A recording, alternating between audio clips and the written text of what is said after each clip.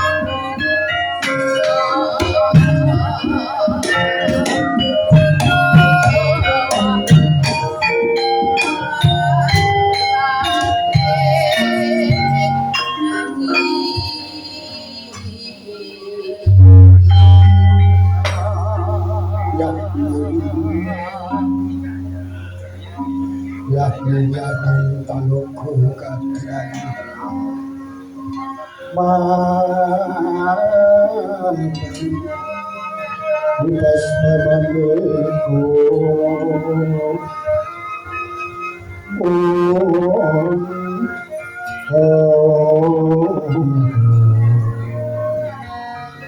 Lintang Jaya Sumawi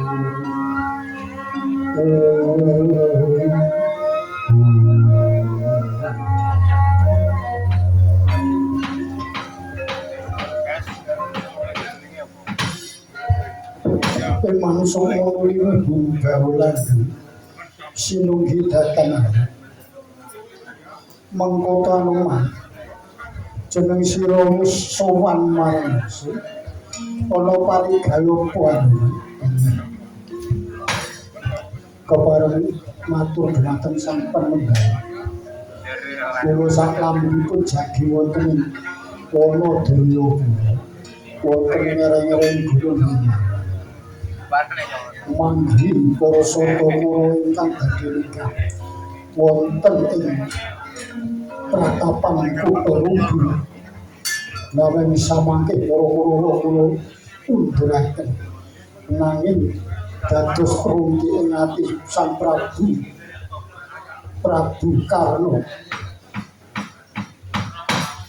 lajeng piyambakipun duka yayah sinipi angeculaken pusaka Kuntawijayandanu nanging sameika pusaka Kuntawijayandanu saged kula sawet menika badhe kula aturaken dhumateng paduka yo coba kaya apa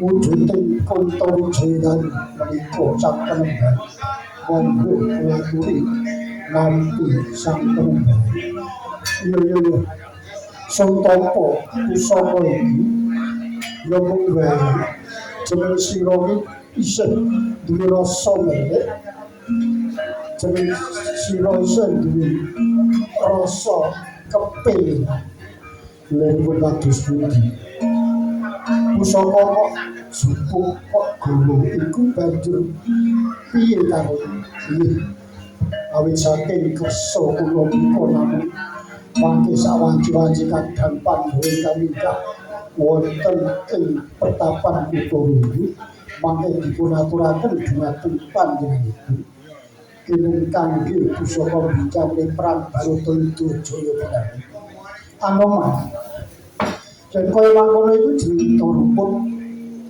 waduh lepatipun kados pundi ya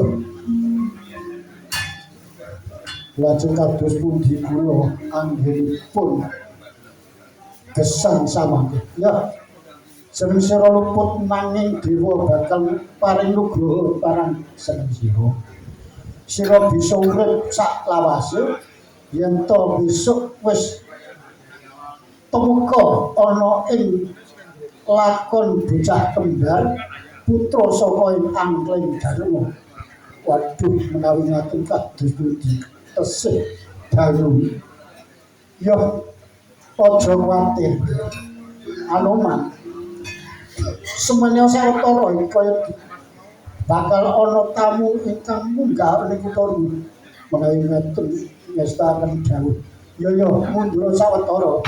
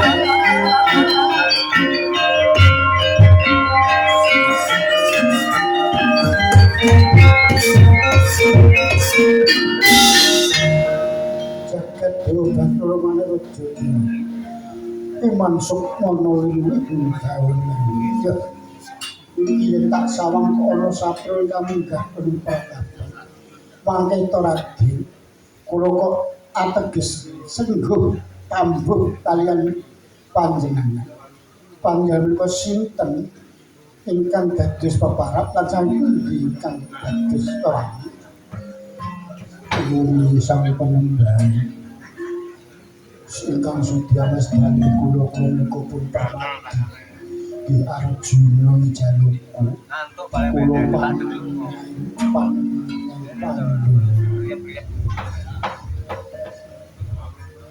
Raden Arjuna inggih wonten kersa menapa minggah wonten Utara menapa leres paduka menika ingkang sesilih Begawan Kesawa Sidi iya pancen bener wenceningken para Begawan Kesawa Sidi lajeng sira munggah ana pigati apa sasunipun kula menika badhe nyuwun pawarah dhumateng paduka sang penembang paduka ingkang langkit tataning negari saged dipun ugemi para satriya para raja ratu ing Nuswantara iya isono ora bakal kumbi yen to jeneng sira kepengin nampa awarah kang sinebut Wahyu Makutara Makutara iku Makuta kagungan Rikala Samana Prabu Rama Wijaya ingkang kinanggung anggun kang isine ana ing jagat raya sifat isi jagat iki Bapa Pertiwi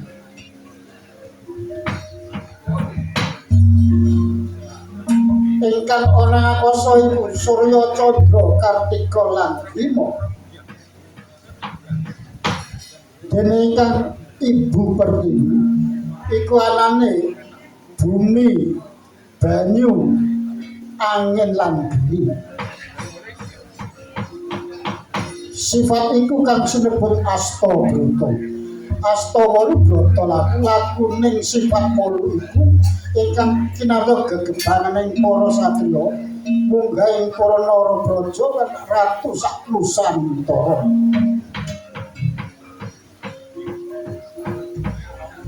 yen to jeneng sira bakal kepengin nampa Wahyu Makutara ya Astabrata enggal maju bakal ulun oleng ing talingan ira nuwun ngestaken bayi pantun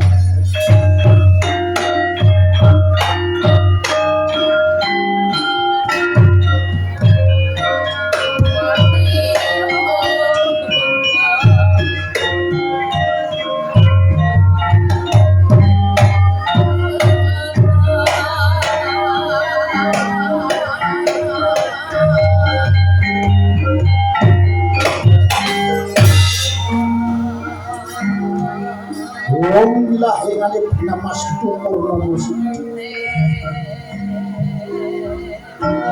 mengkoton dengan Arjuna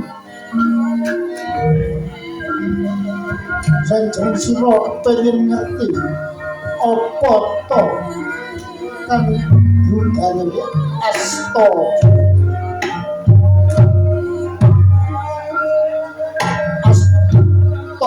wolu brata laku wolu ingkang jagat siji surya iku sipating panas nanging panas iku maknane bisa uripe ora ketukulan wit-witan sak panunggalan ingkang amujudake panguripaning ora wong tani. Wong sak panunggal. Dene Candra iku rembulan. Iku padhane yen iwan cilik. Dan biasa kira ngono bisa madhang ana kan petenge para kaum. Padhang wong kawula sing padha peteng. Gawe seneng wong sing susah. Gawe guru wong sing padha nangis. Awit saka kasrat kataning urip.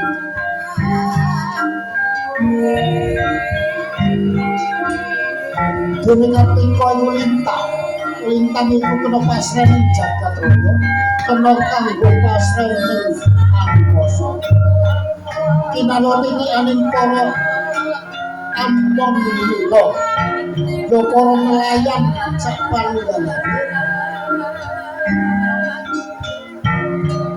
Prau baita iku nganggo lintang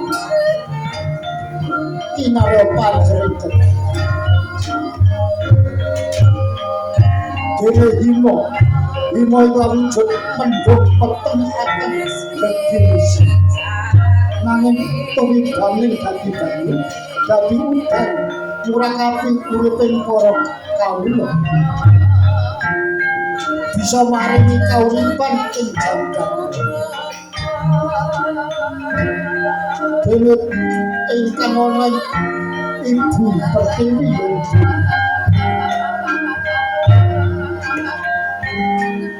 nganggo sifat bumi sanadyan bumi tidak bumi dicoret bumi dipaiko nanging bakal menang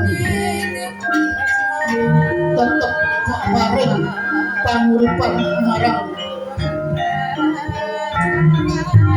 ning awit para kawula gunakake kinarya Wisma lan sak panunggal dewe geni bertahan ujung panas nanging yen cilik kinarya biantung uriping para kawula nanging yen panas gede iso wegah mula dadi pemimpin utawa nayaka praja Hendra raja elinga marang kawula cilik aja hamkang lagun kang gedhe kang sira tonton nang kabeh sira rangkul dene banyu panguripan manungsa banyu minangka panguripan yen gedhe dadi alun sak panunggalane iso nyeret munggah ana dalan bagyo rusaking papan panggonan dene maruta ya angin iku bisa tumeka ning di papan ora gunung ora samudra tegese jenenge yen dadi nayaka praja Hendra kudu marata marang kawula aja mbang sindhe mbang cilaka yen to salah paringana paukuman yen to duwe kabecikan marang negara paringana bebungah ingkang kuat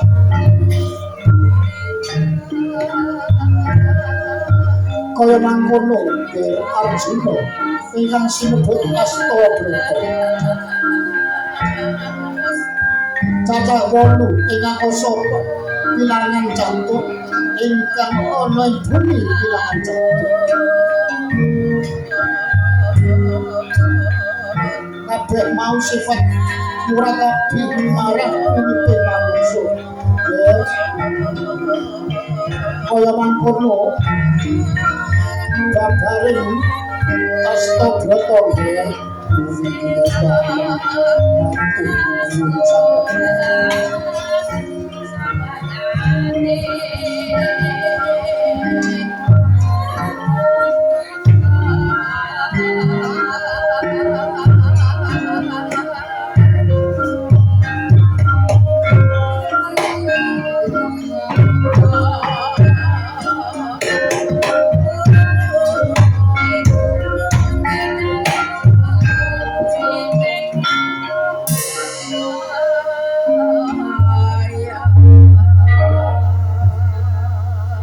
mangkono nggih wis trewaca jeneng Sranapa Astabrata kalih sampun sang penemban matur nuwun mugi dadosna pawurupan para kawula wonten Ngacapada sang penemban iya nggih sawise jeneng sira wis nampa pawarah rupi wulang Astabrata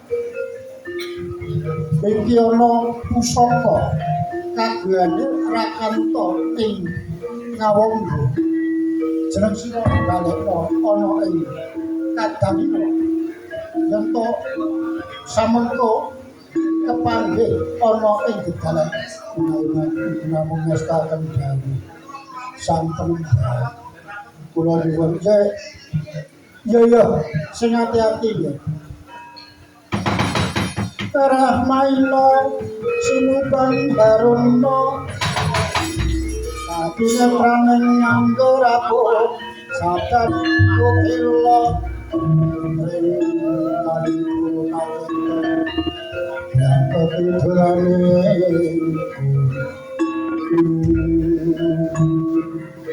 Menawi mekaten kula nyuwun pamit sang penemban iya ati-ati aja lali duga-duga kagawa antuk kembang cepaka nggih Arjuna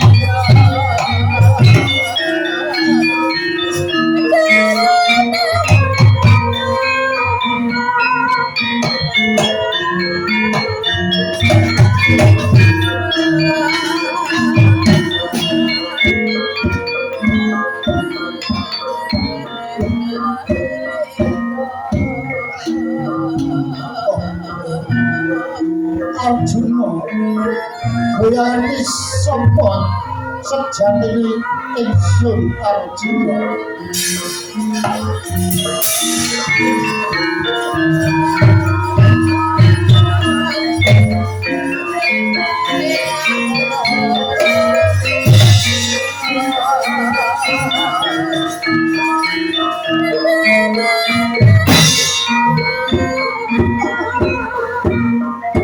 Dimas Arjuna ya pancen ingsun percaya manut sangat gantos jeneng sira ngendhat sapa kasar jeneng sira nampa wujud lan makutara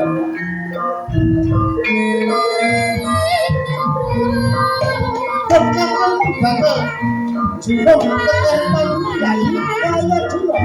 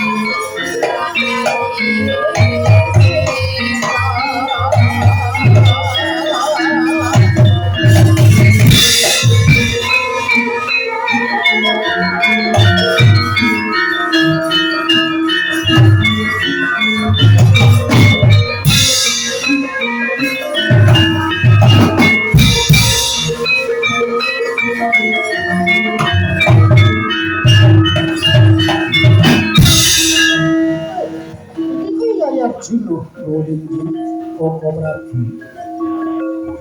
Bubar saka ngendi ya kok katon guys buayamu. Inggih. Kula saking Pertapan Utara nampi ing bulan Astagfirullah ingkang wonten tengah Wahyu Mahutara. Cai Prabu Koko Prabu bukan jam mau kepengen mbak aku malu ngembak kamu tadi itu mau boten saged Koko Prabu ya banjur iki salah jonto turun itu kula boten yang mau ngaten dumateng Koko Prabu malah menika saking sang penembang Bukti-bukti soko Kunto Wijaya ngaturaken ngaten kabeh Kang Mas Karno Wondo yen kaya mangga tomba ya wis sanadyan to ingsun ora entuk Wahyu Mahutara menang pusaka wis bali wis matur nuwun ingsun bakal bali ana ngawon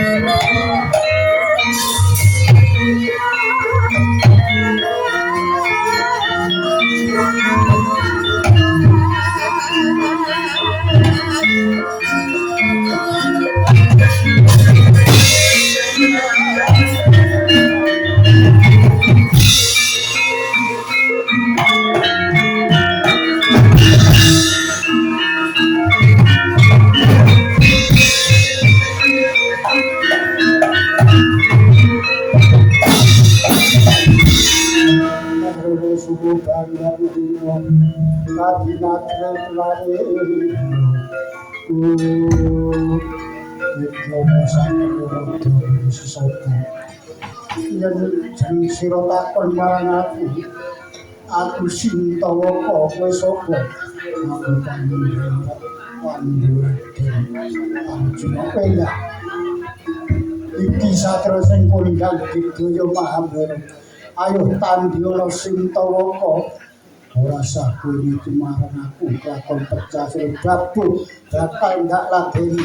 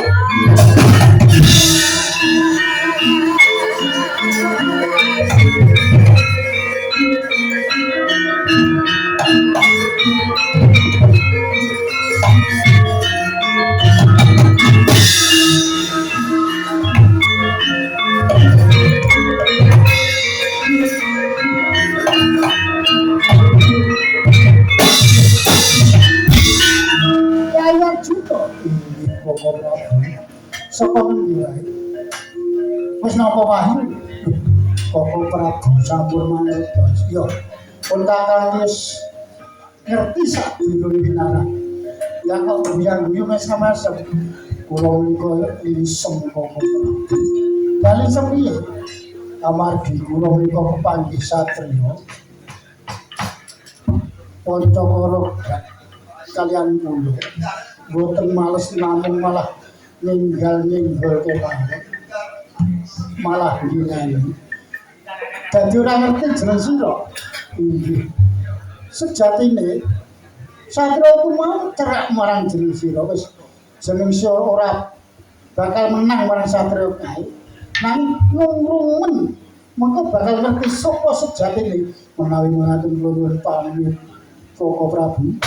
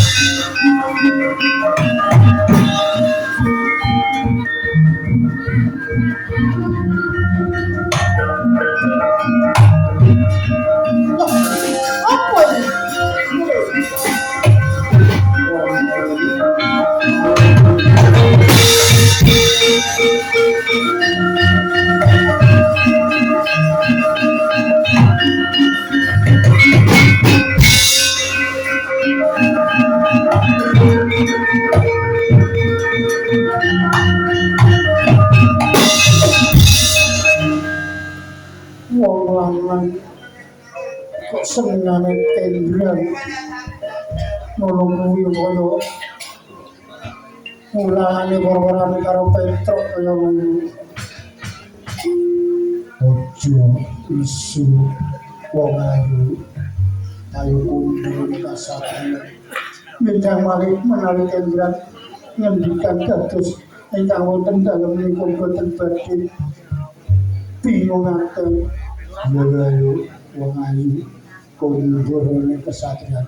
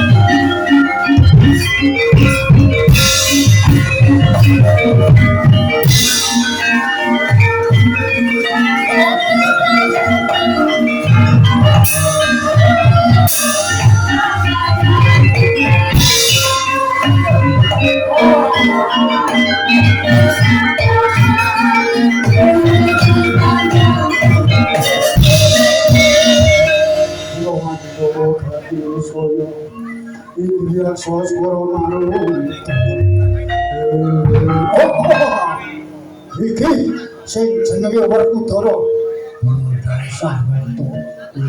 Aku anu. Wah, swargane jagatku. Ora kasuwargan sirna margalayu.